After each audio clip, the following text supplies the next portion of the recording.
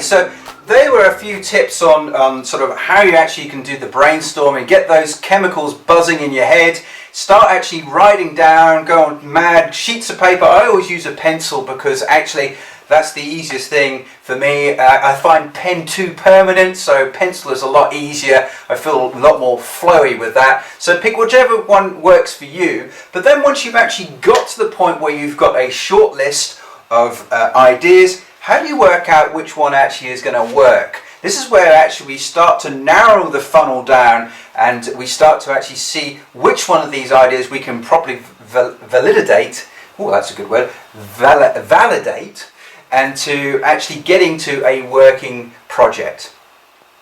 Now the process of validation is equally important for the first idea which you come up with as the small entrepreneur, small business, right to the big conglomerates of actually, we've got this idea, we've got this new product, we've got this new service, which one of these is going to work, which one of these is actually going to fly. So it's the same process whether you actually are starting in business or you've been in business for years and you want to launch something or reinvigorate a product you've already got. These are the same steps you're going to need to try and go through to actually see whether this idea is going to pass the criteria you've set for it, or if it's not going to make it through the selection process. So the first thing you really want to try and do is document your idea, to actually write it down. It's very similar to actually doing it almost like a SMART goal on it. They're actually going to do the steps and everything else, whether you're going to achieve it and it's timely, etc. But you're actually going to write it down. You're going to explore this in writing format, not just in your head kicking it around. The sort of questions you're going to be asking yourself is, what problem are you solving? Who are you solving it for?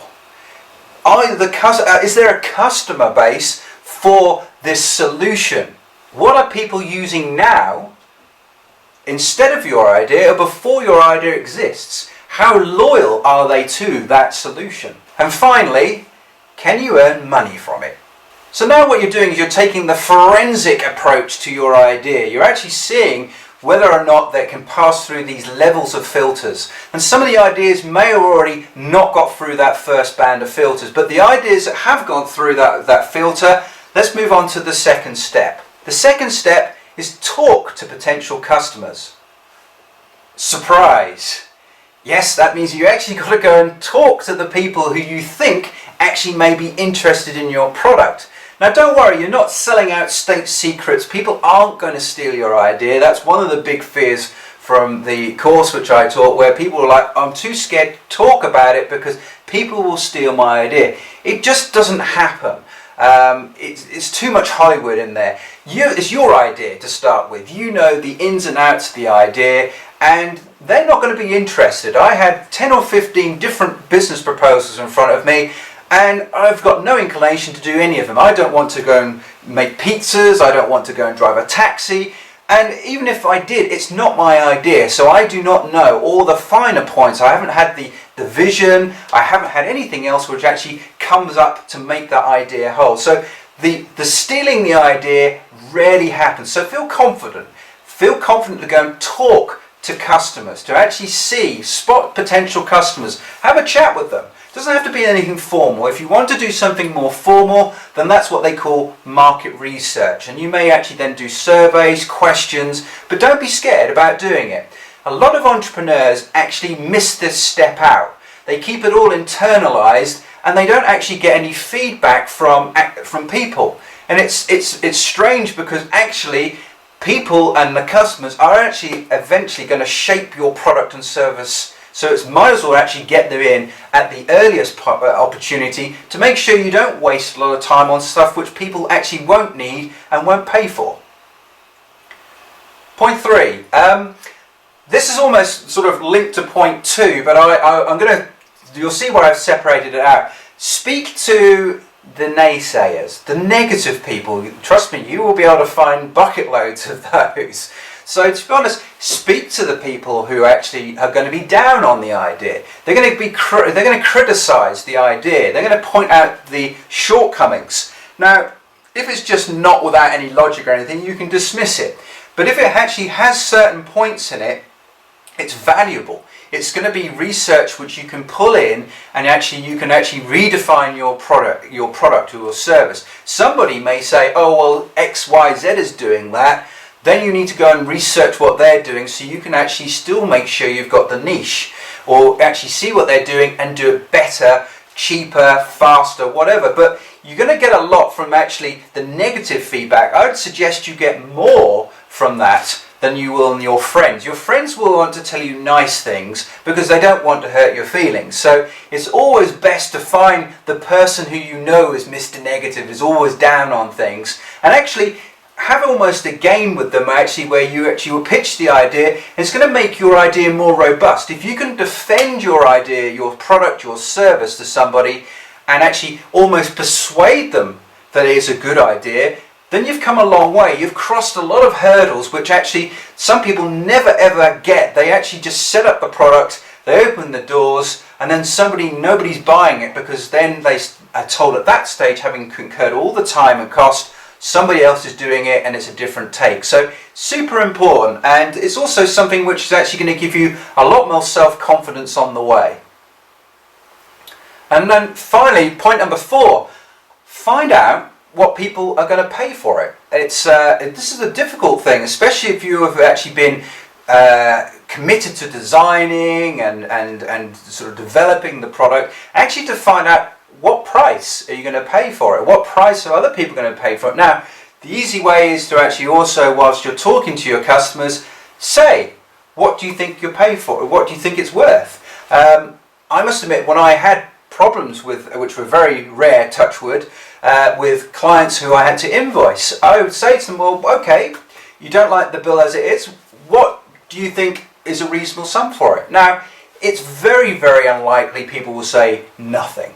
They will actually give you a value which actually may be a guide, it may be more than what you were thinking, or it may be a compromise. It's a good way of actually finding out and gauging it, because actually people price things, but they don't price to sell. You just need to look at the housing market. People put on their house, I want 750,000.